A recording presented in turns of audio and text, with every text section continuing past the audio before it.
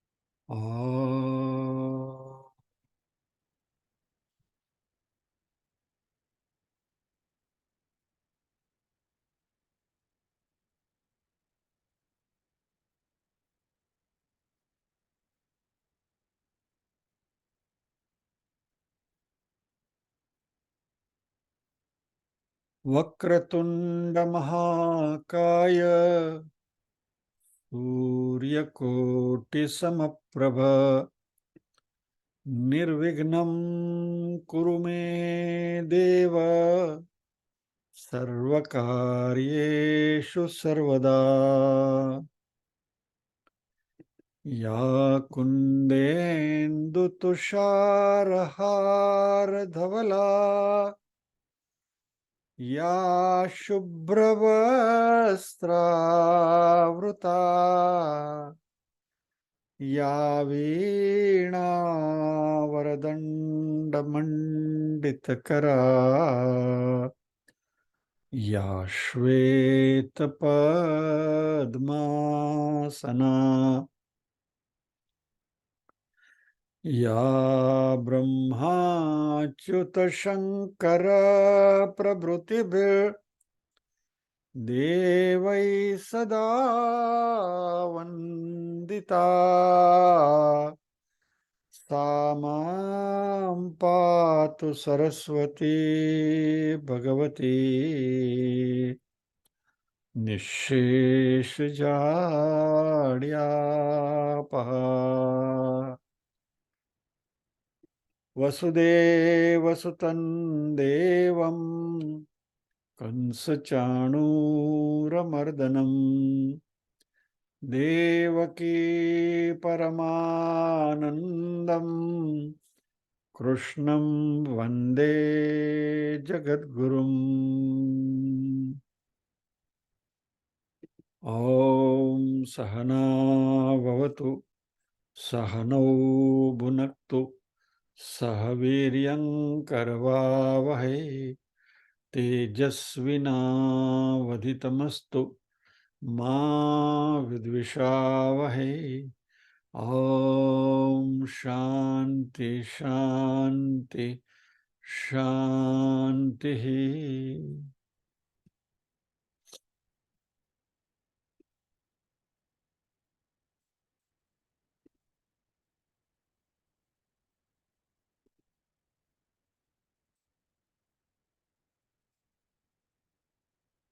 उपनिषत् शान्तिपाठः।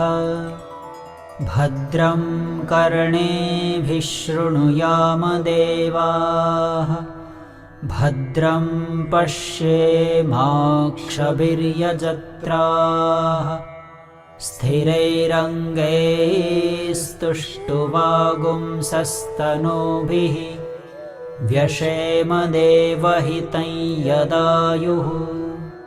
स्वस्ति न इन्द्रो वृद्धश्रवाः स्वस्ति नः पूषा विश्ववेदाः स्वस्ति नस्तार्क्ष्यो अरिष्टनेमिः स्वस्ति नो बृहस्पतिर्दधातु। ॐ शान्ति शान्ति शान्ति शान्तिः। अथ प्रथमः खण्डः। ओमित्येतदक्षरमिदं सर्वं तस्योपव्याख्यानं भूतं भवद्भविष्यदिति सर्वमोङ्कार एव। यच्चान्यत्रिकालातीतं तदप्योङ्कार एव। सर्वं ह्येतद्ब्रह्म अयमात्मा ब्रह्म सोऽयमात्मा चतुष्पात् इति प्रथमः खण्डः। अथ द्वितीयः खण्डः। जागरितस्थानो बहिः प्रज्ञः सप्ताङ्ग एकोनविंशतिमुखः स्थूलभुक् वैश्वानरः प्रथमः पादः। स्वप्नस्थानोऽन्तः प्रज्ञः सप्ताङ्ग एकोनविंशतिमुखः प्रविविक्तभुक् तेजसो द्वितीयः पादः। यत्र सुप्तो न कञ्चन कामं कामयते न कञ्चन स्वप्नं पश्यति तत्सुषुप्तम्। सुषुप्तस्थान एकीभूतः प्रज्ञानघन एव आनन्दमयो ह्यानन्दभुक् चेतोमुखः प्राज्ञस्तृतीयः पादः। एष सर्वेश्वर एष सर्वज्ञ एषोऽन्तर्याम्येष योनिः सर्वस्य प्रभवाप्ययो हि भूतानाम्। नान्तः प्रज्ञं न बहिः प्रज्ञं नोभयतः प्रज्ञं न प्रज्ञानघनं न प्रज्ञं नाप्रज्ञम् अदृष्टमव्यवहार्यमग्राह्यमलक्षणमचिन्तमव्यपदेश्यमेकात्म्यप्रत्ययसारं प्रपञ्चोपशमं शान्तं शिवमद्वैतं चतुर्थं मन्यन्ते स आत्मा स विज्ञेयः इति द्वितीयः खण्डः। अथ तृतीयः खण्डः। सोऽयमात्मा अध्यक्षरमोङ्कारोऽधिमात्रं पादामात्राः मात्राश्च पादाः अकार उकारो मकार इति। जागरितस्थानो वैश्वानरोकारः प्रथमा मात्रा आप्तेरादिमत्वाद्वा आप्नोति ह वै सर्वान् कामान् आदिश्च भवति य एवं वेद। स्वप्नस्थानस्तेजस उकारो द्वितीया मात्रा उत्कर्षादुभयत्वाद्वा उत्कर्षतीह वै ज्ञानसन्तति समानश्च भवति। नास्या ब्रह्मवित्कुले भवति य एवं वेद। सुषुप्तस्थानः प्राज्ञो मकारस्तृतीया मात्रा मितेरपीतेर्वा मिनोति ह वा इदं सर्वम् अपीतिश्च भवति य एवं वेद।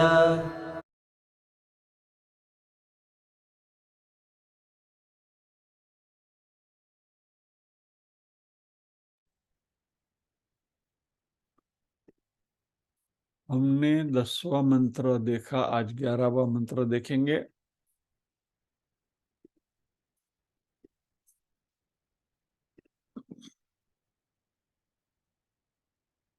सुषुप्तस्थानः प्राज्ञो मकारस्तृतीया मात्रा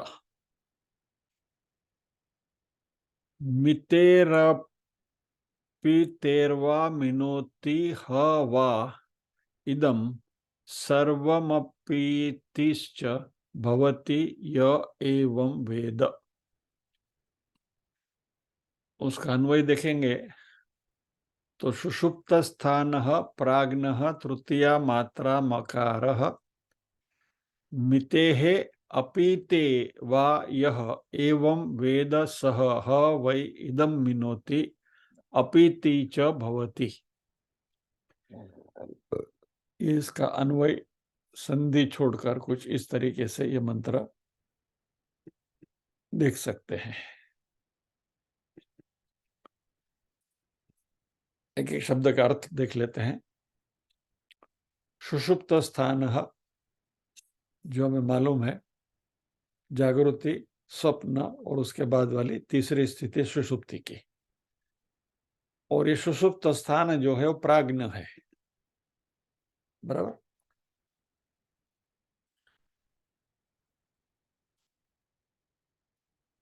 यानी लॉर्ड ऑफ विजडम, हमारी बुद्धिमता का स्वामी।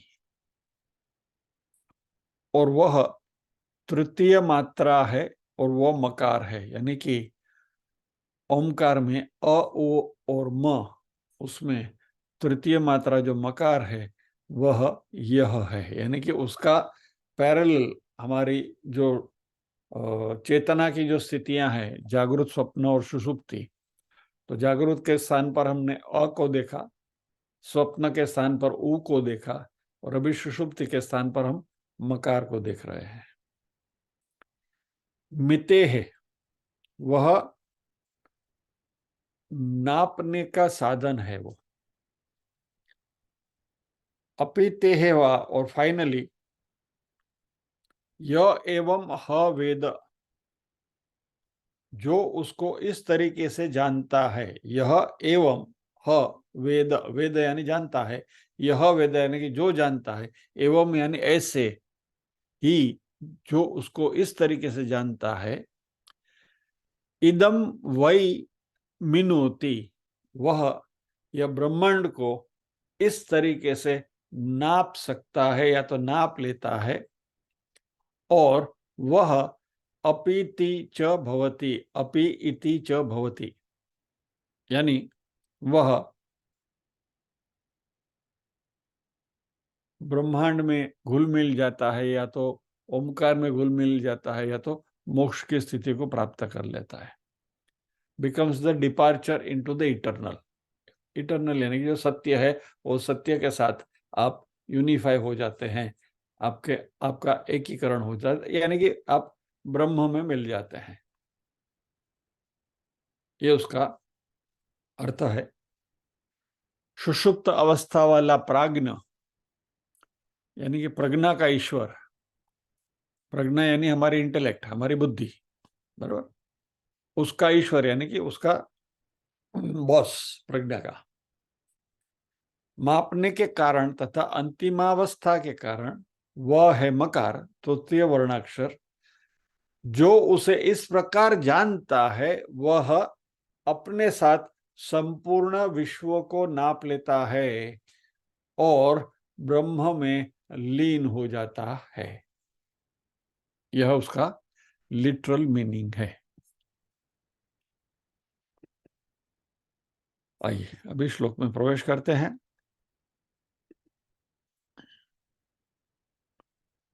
तो यहां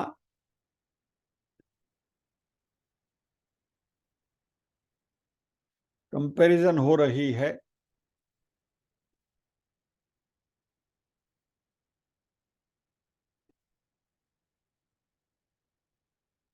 मकार की और हमारी जो सुषुप्ति अवस्था है उसकी तुलना हो रही है।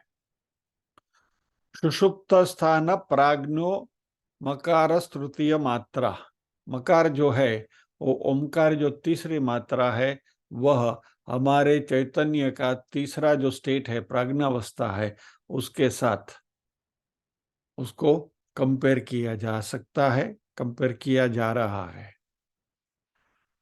मितेरपि तेरवा, वह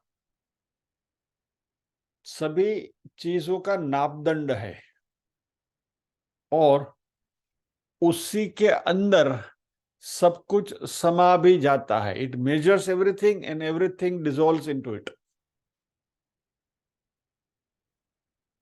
जब भी हम ओमकार का नाद करते हैं, व्हेन वी चैंट ओम, तभी अकार और उकार जो है वह मकार में जाके मिल जाते हैं। और जैसे कि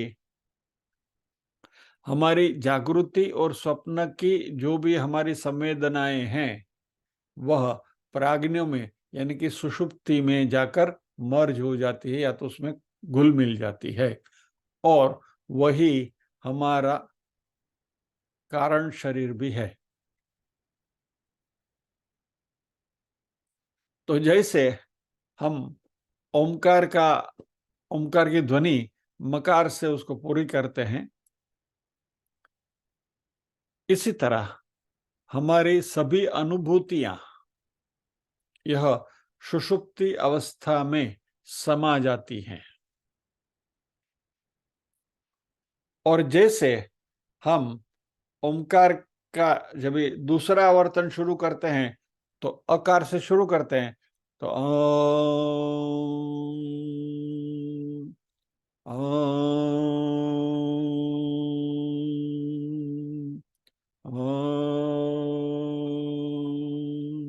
यानी अकार और मुकार उकार मकार में जाकर मिलते हैं और वापस वो मकार में से ही वापस अकार बाहर निकलता है और ये साइकिल चलता रहता है।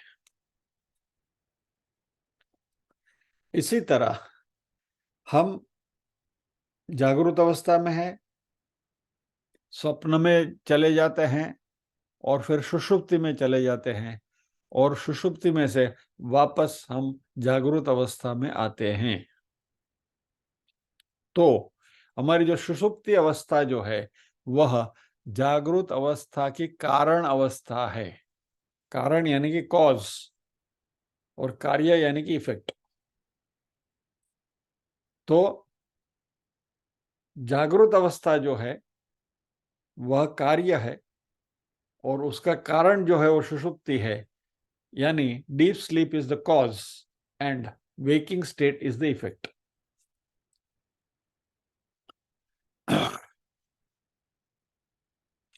अभी ये जो जागृति की जो अवस्था है वह हमारे मन में जो अतृप्त इच्छाएं पड़ी हैं उसकी वजह से हम सुषुप्ति में से वापस जागृति में आते हैं। तो इस एंगल से यदि हम देखें तो जागृत अवस्था जो है वह ये सुषुप्ति का कारण है, क्योंकि सुषुप्ति में से हम जागृत होते हैं।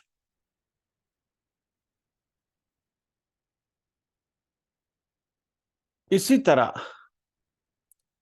उसकी जो कंपैरिजन की जाती है, ईश्वर वह इस जगत के कारण है और इसलिए उनको इस सुषुप्ति के साथ कंपेयर किया जा रहा है।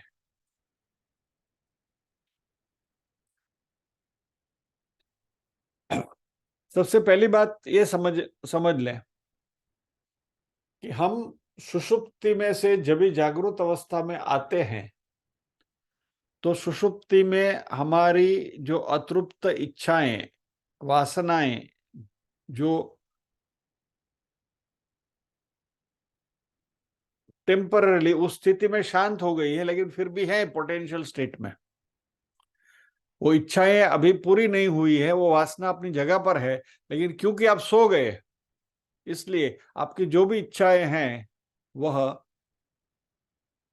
शांत टेम्पररी उस स्थिति में शांत हो जाती है, दबाई जाए। और क्योंकि हम इन वासनाओं अतृप्त वासनाओं को लेकर सुषुप्ति में जाते हैं, इसलिए हमारे लिए जागना जरूरी बनता है। It becomes necessary for us to awake because we have unfulfilled desires when we go into the deep sleep. इस बात के पर जरा गौर करिए कि यदि आप में कोई अतृप्त इच्छा बची ही नहीं है, there is no unfulfilled desire, कुछ करने के लिए अभी बचा ही नहीं है, संपूर्ण कृतकृत्य हो गए, there is nothing, no desire, absolutely. यदि सुषुप्ति में जाने के समय यदि आपकी ये मनस्थिति है और आपकी कोई अतृप्त इच्छा नहीं है, तो फिर आपको जागने का कोई प्रयोजन ही नहीं है। Why should you wake up? किस काम के लिए आपको जागना है? फिर कुछ भी तो करने के लिए बचा नहीं है। Then there is no necessity to wake up. हमारा दैनंदिन एग्जाम्पल देखें, चलिए let us try to make a small comparison. हमारी बहनें गृहिणियां हैं, बहुत व्यस्त रहती हैं, बिजी रहती हैं। जब भी रात को सोती हैं तो मन में कुछ विचार होता है कि कल सुबह उठना है, क्या ये करना है, वो करना है। मान लीजिए कोई मेहमान आने वाले हैं, कुछ रसोई बनानी है, પછી મગ પલાળ્યા જ કે નથી પલાળ્યા, પલ્યા જ કે નથી પલ્યા, क्या हुआ क्या नहीं, वगैरह वगैरह वगैरह वगैरह। हमारे मन में कुछ न कुछ इच्छाएं बची हैं, और सुबह आप 5 बजे का, 5:30 बजे का, 6 बजे का वो अलार्म लगाकर फटक करके उठ जाती हैं। या तो बच्चे को स्कूल भेजना है इसलिए, या तो पति को जाना है उसके लिए, उनके लिए टिफिन बना के, वो एटसेट्रा, वाह वाह वाह वाह वाह, बहुत बहुत सारी चीजें। आपको उठना जरूरी है और आप उठ जाते हैं। सुषुप्ति में से कितनी भी गहरी नींद में हैं, फिर भी आप जाग जाते। ભાઈઓનું પણ એવું છે, એટલે ખાલી બહેનોની જ વાત નથી।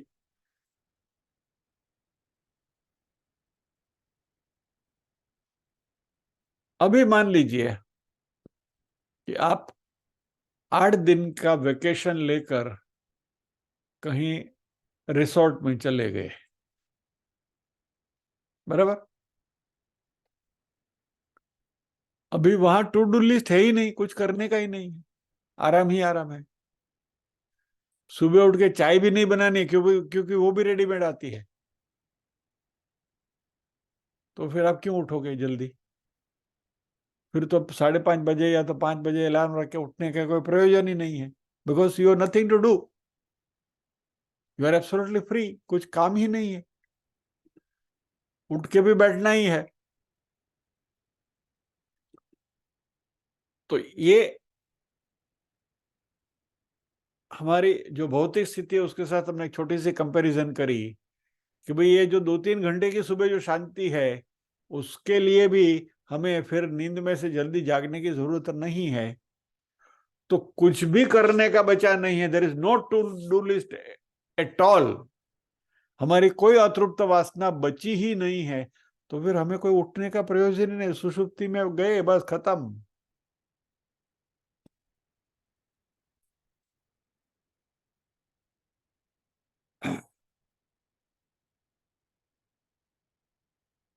अभी ये क्यों होता है?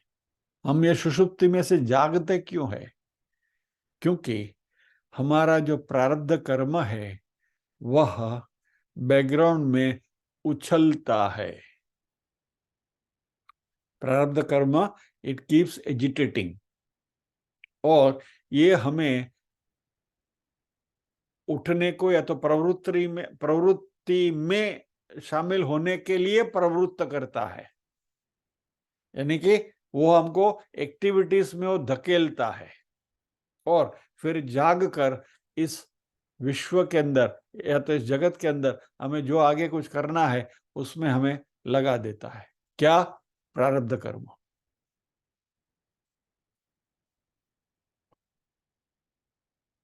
तो सबसे पहले प्राग्न जो है, डीप स्लीप,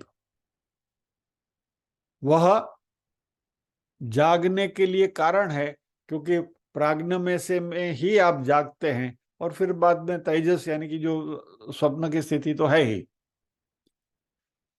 लेकिन दूसरे अर्थ में देखें तो प्राग्न जागृत स्थिति की इफेक्ट भी हो सकती है, यानी जागृत स्थिति इज द कॉज एंड प्राग्न इज द इफेक्ट।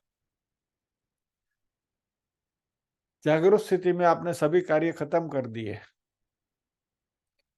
कुछ बचा नहीं है करने के लिए, जैसे मैंने रिसोर्ट की बात करी, तो दूसरे दिन जल्दी उठने का कोई प्रयोजन ही नहीं, तो गहरी नींद आ जाएगी, और स्लीप वेल। आपको अगर यार बहुत गहरी नींद आ गई, because there is no agitation in the mind, मन में कोई खलबली है ही नहीं, शांति है, तो आप लंबी चैन की नींद सो सकते हो। तो इस एंगल से देखें तो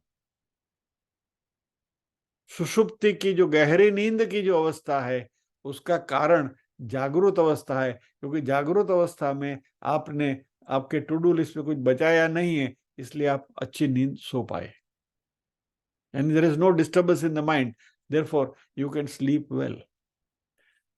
सो बोथ दिस, जागृत अवस्था एंड सुषुप्ति अवस्था, एक दूसरे के कॉज एंड इफेक्ट, कारण और कार्य के रूप में उनको हम देख सकते हैं।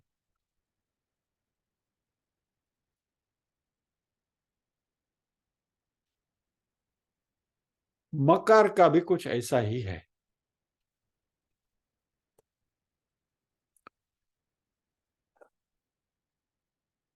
जब भी हम मकार का उच्चार करते हैं तो अकार और उकार जाकर उसमें मिल जाते हैं, और फिर मकार का उच्चार होता है, और जैसे मकार पूरा हुआ तो उसी में से वापस अकार जागृत होता है, यानी कि दिस कीप्स ऑन हैपनिंग।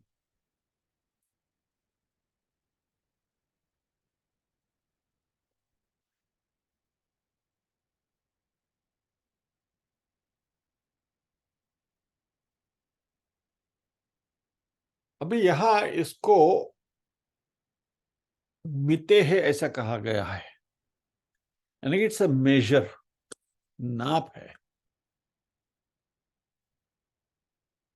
जागृत अवस्था में और स्वप्नावस्था में हमने जो भी अनुभूतियां करी,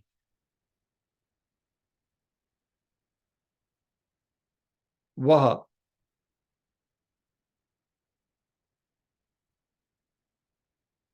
क्योंकि वो अनुभूतियां कुछ ऐसी हुई कि जिससे हमारी मानसिक खलबली काफी हद तक खत्म हो गई और शांति की अनुभूति हमने करी, इसलिए हम गहरी नींद में या तो सुषुप्ति में चले गए।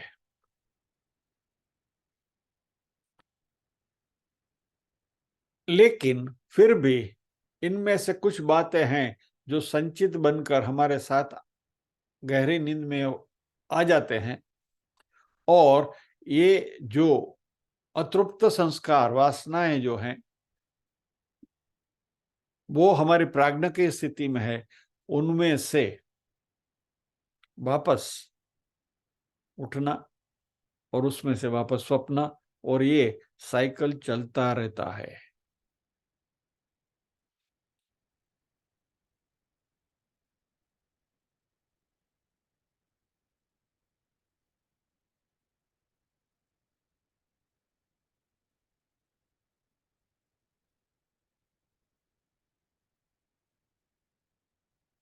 अभी यहां थोड़ी फाइनल बात करी है, यदि हम समझ सकें तो,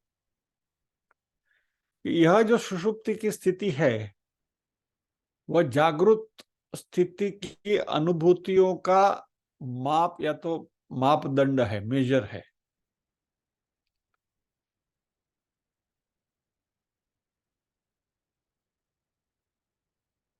क्योंकि अल्टीमेटली, थोड़ा इसको सोचिए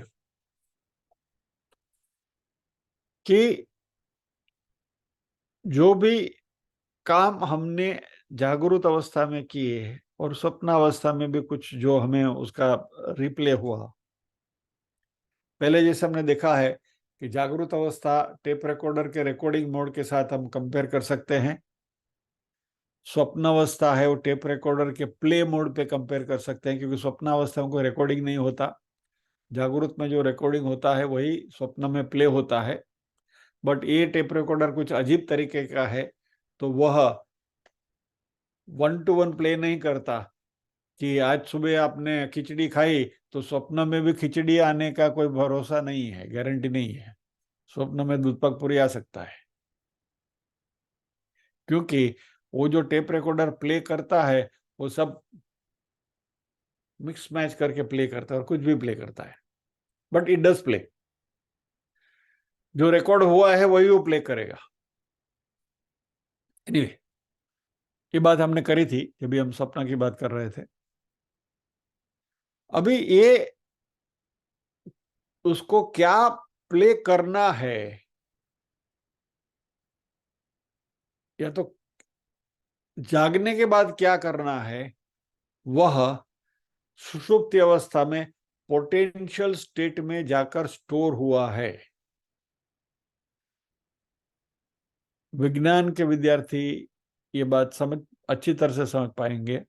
potential energy and kinetic energy, जब भी हम सुषुप्ति में होते हैं तो वह हमारी जो अतृप्त वासनाएं जो हैं वो पोटेंशियल एनर्जी के फॉर्म में स्टोर होती हैं, और फिर जब भी जागरूक होते हैं तभी एक्शन के द्वारा काइनेटिक एनर्जी में उसका रूपांतरण होता है। और ये जो सारी एक्टिविटीज हम करने वाले हैं जागरूक में, उसका नाप और सुषुप्ति में जो स्टोरेज हुआ है वो पोटेंशियल के ऊपर है, क्योंकि only potential energy will get converted into kinetic energy and vice versa. Energy का एक फॉर्म में से दूसरे फॉर्म में ट्रांसफॉर्मेशन होता है, उसका यू कैन नॉट प्रोड्यूस और यू कैन नॉट डिस्ट्रॉय। शक्ति का आप ह्रास नहीं कर सकते, नई शक्ति नई ऊर्जा पैदा नहीं कर सकते। Conservation of law of energy science का। तो जो भी जागरूक और स्वप्न में हम करते हैं वो काइनेटिक एनर्जी है। वो फाइनली जब भी हम सुसुप्ति में सो जाते हैं गहरी नींद में, तभी वो पोटेंशियल फॉर्म में स्टोर हो जाती है, और वही पोटेंशियल एनर्जी दूसरे दिन जाग कर काइनेटिक एनर्जी में कन्वर्ट होकर हमें दौड़ाने लगती है। और इन दैट सेंस यह जो पोटेंशियल एनर्जी आपने स्टोर करी वह उसका नापदंड है, मिति। और इसलिए मकार को भी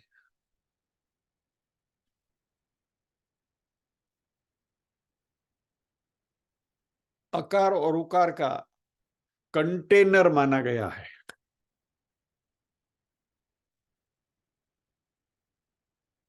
okay, let us take it this way. सुबह दूध वाला आता है ना दूध देने के लिए, तो आप उससे कहते हैं भैया जी ये आज 1 लीटर देना। तो भैया जी क्या करता है, अपना जो 1 लीटर का नाप है वो अपने उसमें डालकर भरता है। तो वो जो कंटेनर है, जो नाप है उसका, उसके अंदर 1 लीटर दूध है, और वह 1 लीटर दूध आपकी पातेली में वो पोर करता है, बराबर। इसी तरह ये जो सुषुप्ति की अवस्था है वह ये पोटेंशियल एनर्जी है, उसका नाप है, इट्स ए मेजर कि भाई 1 लीटर है ये। आपको आधा लीटर दूध चाहिए तो आधा लीटर का नाप लेगा, 1 लीटर चाहिए तो 1 लीटर का नाप लेगा। पुराने जमाने में हम जब भी अनाज भी लेते थे तो 1 पाली अनाज ने 2 पाली अनाज ने, वो पाली आती थी मालूम है, वो पर्टिकुलर मेजर आता था, वो भर के डालते थे। तो it is a measure, it contains, फिर वो ग्रेन हो लिक्विड हो जो भी हो उसका वो मेजर है। इसी तरीके से ये जो सुषुप्त अवस्था है वह जागृत और स्वप्न का मेजर है। और जैसे दूध उसके कंटेनर में सपोर्ट किया हुआ है, वैसे अकार और उकार भी मकार रूपी कंटेनर में समा जाता है।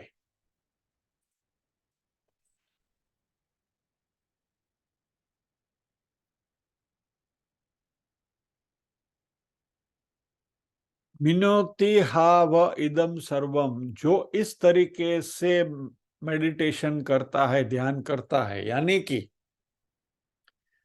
मकार का चैंटिंग करते समय हमारे मन में अकार और उकार में जो भी हमने अनुभूति करी है उनको मकार में हम समा लेते हैं, ऐसी यदि हम भावना करें। और अकार में और उकार में क्या होता है वो हमने देख लिया, बराबर है।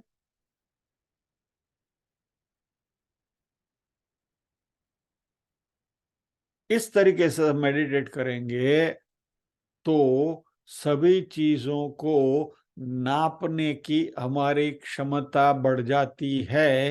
यानी विश्व की सभी चीजों को यदि हम नापने की हमारी क्षमता बनती है तो हम सर्वज्ञ हो जाते हैं। You become omniscient. और ये ओमनीसियंस जो है, ये जो सर्वज्ञता है, वही ईश्वर की कैरेक्टरिस्टिक है, या तो ईश्वर का गुणधर्म है।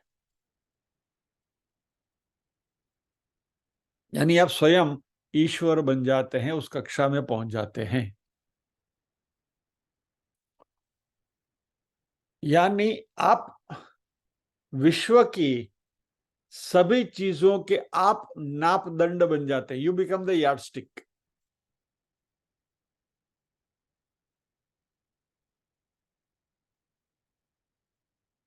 You become the reference point. यानी इस विश्व में जो भी कुछ नापा जाएगा वो आपके रेफरेंस से नापा जाएगा। Okay, let us try to understand it this way. मान लीजिए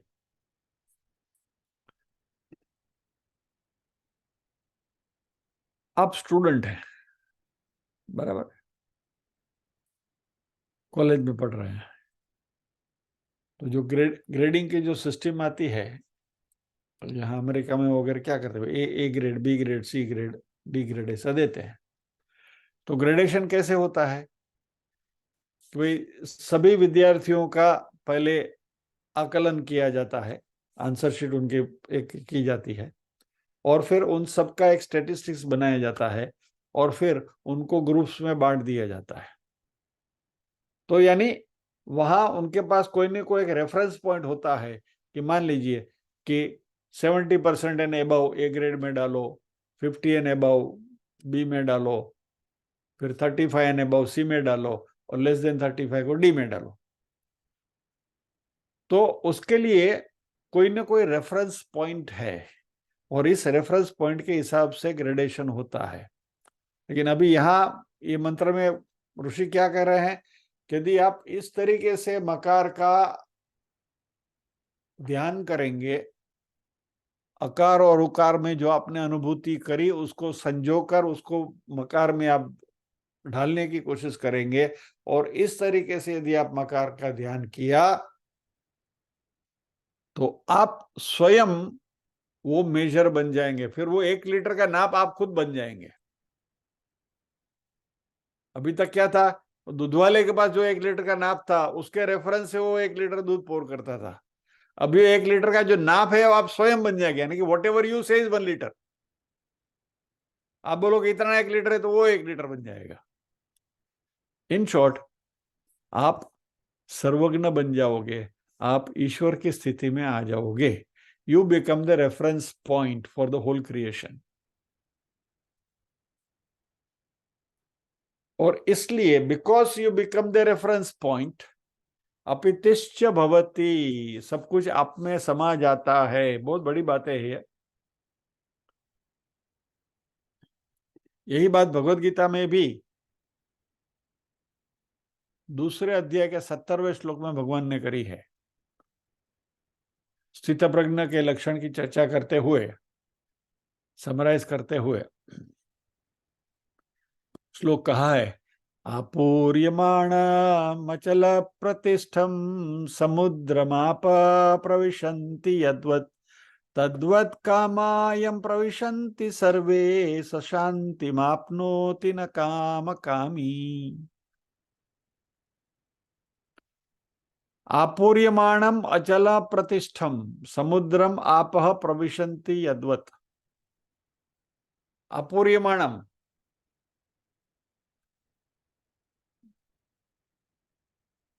जिस उसके अंदर जैसे नदियों का जल प्रवेश करता है समुद्र के अंदर, यानी इट बिकम्स ए कंटेनर। आपूर्यमाणम, समुद्र is a container for the reverse.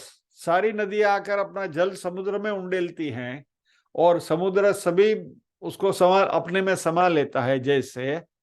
और वो कैसा है? अचलम प्रतिष्ठम, अपनी जगह पर है, समुद्र अपनी जगह छोड़ता नहीं। अचलम प्रतिष्ठम, प्रतिष्ठ क्यों? अपनी सतह को भी बना के रखता है समुद्र, किनारों छोड़े नहीं, समुद्र अपनी जो बाउंड्री है वो बाउंड्री छोड़ के जाता नहीं कभी। और समुद्र की सतह कितना भी पानी, गंगा जी में बाढ़ आई, जमुना जी में बाढ़ आई, इतनी सारी नदियों में बाढ़ आई, सब समुद्र में जाता, समुद्र की सतह बदलती नहीं, सरफेस रिमेन्स द सेम। और इसलिए ज्योग्राफी में किसी भी जगह की ऊंचाई नापनी है तो उसको समुद्र की सतह के रेफरेंस से नापी जाती है कि भाई with respect to the sea level this is the height. बराबर, कोई भी जगह की आपको ऊंचाई नापनी है तो समुद्र की सतह की जो, क्योंकि समुद्र की सतह जो है वो स्टेबल रहती है, वो बदलती नहीं। उसमें जो ज्वार भाटा आता है वो इट्स ए टेम्पररी, उसमें ये दिखाई देता है, बट एक्चुअली समुद्र अपनी सतह छोड़ता नहीं है। If you go deep into the sea, the surface remains even. और इसी तरीके से दूसरे अध्याय में भगवान ने कहा था कि जो स्थित प्रज्ञ है वो समुद्र के जैसा है, उसके अंदर संसार की कितनी भी खलबलियों रूपी नदियों का जल उसके अंदर आ जाए, फिर भी उसकी बुद्धि जो है वो स्थिर रहती है, अपनी सतह पर रहती है, वो अपना किनारा छोड़ती नहीं। It remains with in the bounds and it remains equanimous. यही बात, तो वहां भगवान ने क्या कहा? स शांतिम आपनोति, उसको शांति मिलती है, वो शांत हो जा। न काम कामी, यानी कि जिसके अंदर वृत्तियों का ये हो रहा है, कामनाओं का, उसको ये शांति की स्थिति प्राप्त नहीं होती। तो ये कंपैरिजन भगवान ने भगवत गीता में दिया था। इसी तरह यहाँ अपितिश्य भवति, इस मंत्र में भी ऋषि वही कहते हैं कि सब कुछ उसमें जाकर समा जाता है and you become the reference point. जैसे समुद्र की सतह है वो रेफरेंस पॉइंट हो जाती है ऊंचाई नापने के लिए, वैसे इस जगत में किसी भी चीज को नापने के लिए you become the measure and you become the reference point.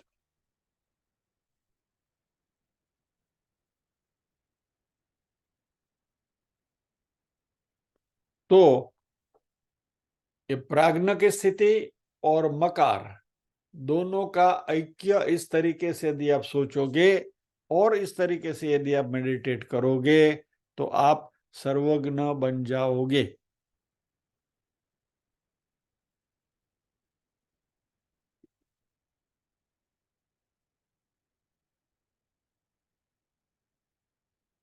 तो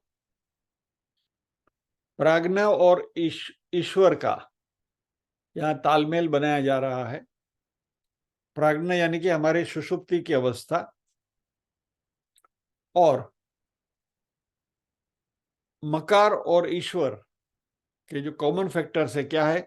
दोनों मेजरिंग वेसल, यानी कि नाप के बराबर है। यानी कि वो दूध वाले के 1 लीटर का जो नाप है वैसा यू बिकम द मेजर। और जिस तरीके से वो नाप उसके अंदर जो वस्तु है उसको अपने अंदर समा के रखता है, होल्ड्स इट रादर, और उसको फिर बाहर उंडेल देता है, pours it. So we can say it's a measure which holds the thing inside and then it pours it out. इसी तरीके से ईश्वर भी जो है वह इस सारी सृष्टि को अपने अंदर अनमेनिफेस्ट फॉर्म में समाये रखता है और फिर बाद में उसी को वापस मैनिफेस्ट यानी कि प्रकट करता है, पोर्स इट आउट।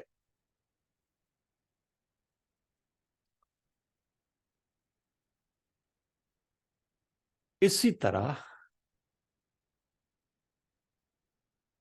जब भी हम मकार का ध्यान करते हैं तो सब कुछ उसके अंदर समा जाता है। करके देखिए,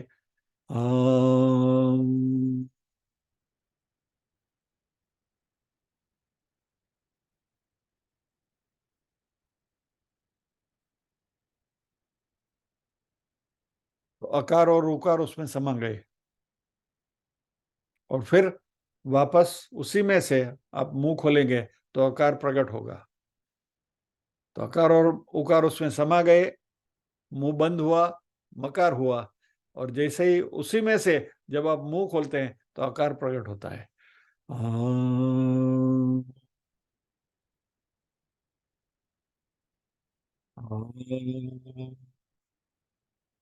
और ये साइकिल चलता रहता है।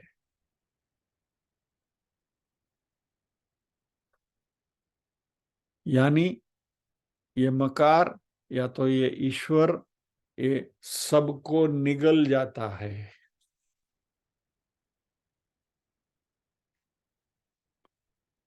इस तरीके से यदि हम देखेंगे तो ये निष्काम निष्काम उपासना करेंगे मकार की इस तरीके से, तो हमारी चित्त शुद्धि होगी। और यदि सकाम उपासना करेंगे तो हमारी sense of discrimination will sharpen, यानी कि सभी चीजों को एसेस करने की हमारी जो क्षमता है, उसकी गुणवत्ता देखने की हमारी क्षमता है, वो बढ़ेगी। यानी लंबे अरसे तक आप मकार का मकार की उपासना करते रहेंगे तो इस संसार में क्या सही है और क्या गलत है वह पहचानने की आपकी शक्ति जो है, आपकी बुद्धि जो है, वो कुशाग्र होती जाएगी, जिसको हमने तत्वबोध में विवेक कहा था। यानी our vivek will become sharpened, that is sense of discrimination। और धीरे धीरे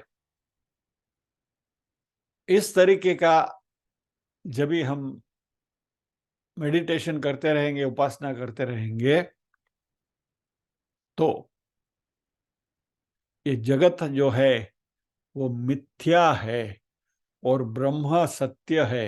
यानी कि ब्रह्म सत्यम जगन मिथ्या, इसकी अनुभूति होने लगेगी।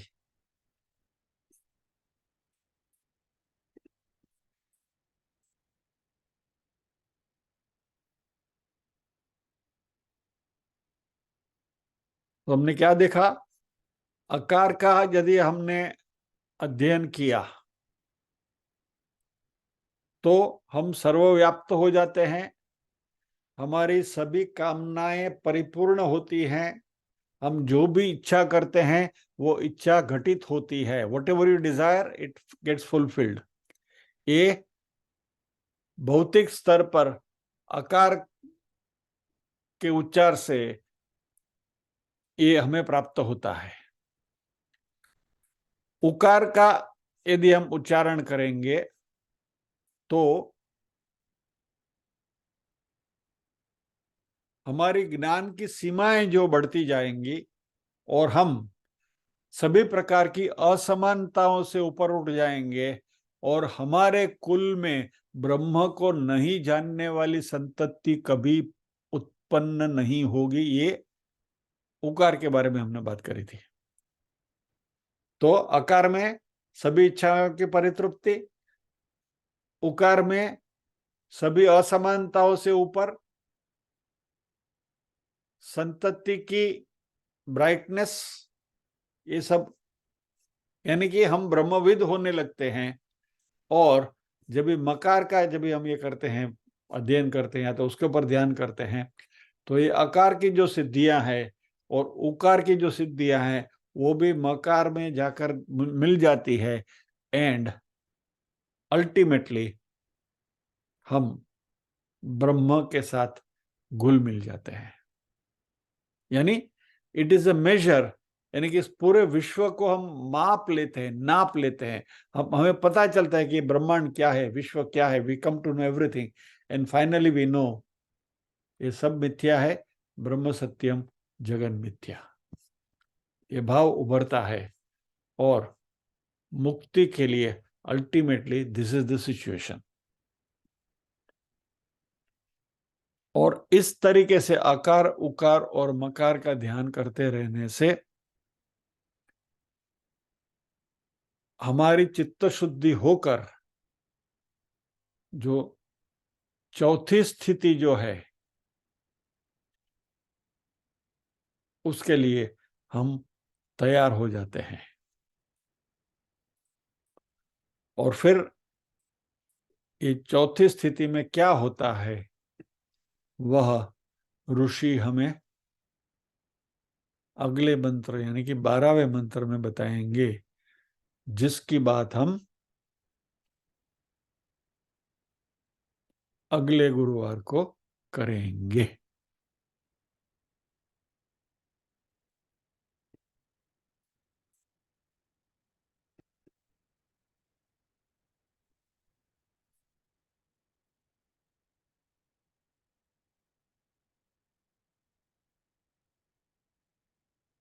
जब मैंने ये बात करी ना कि अगले गुरुवार को करेंगे, तो भारती बहन ने ऐसा सर उठा के घड़ी में देखा, बराबर है, टाइम हो गया।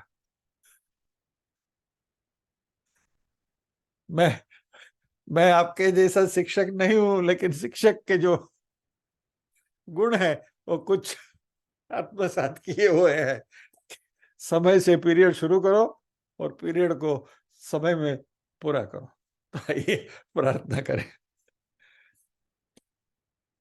याद रहे, मैं आप सबको देखता रहता हूँ, यानी कि व्हाट यू आर डूइंग, वहां बैठे बैठे आप क्या कर रहे हैं उसके ऊपर मेरी नजर है। एनीवे, आइए प्रार्थना करें।